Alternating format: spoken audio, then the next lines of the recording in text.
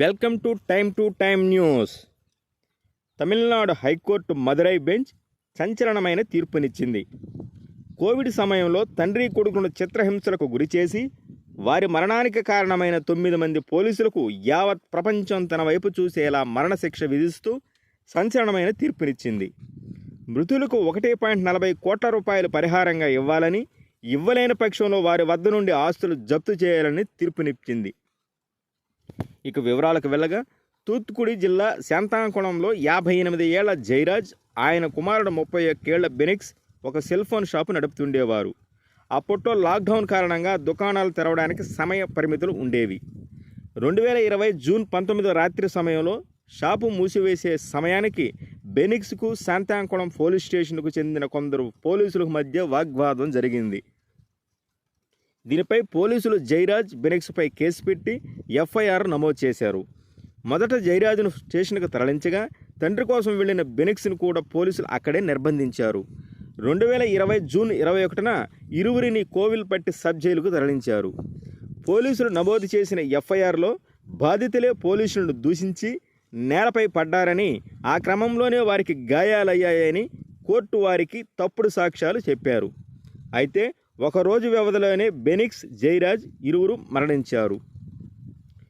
June 22 సోమవారం సాయంత్రం ఛాతీ నొప్పితో స్పృహ తప్పి పడిపోయిన బెనిక్స్ను వార్డెన్లు గమనించి సబ్ జైలు సూపరింటెండెంట్ శంకర్ సహాయంతో కోవిల్పట్టి ప్రభుత్వ ఆసుపత్రిలో చేర్పించారు.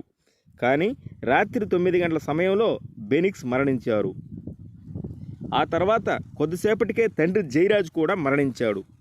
దీంతో మృతుల బంధువులు శాంతాంకుళంలో నిరసనకు దిగారు. వీరికి మద్దతుగా చుట్టుపక్కల ప్రాంతాలలో దుకాణాలన్నీ మూసివేశారు. పోలీసులు కొట్టడం వల్లే వారు చనిపోయారని బంధువులు ఆరోపించారు.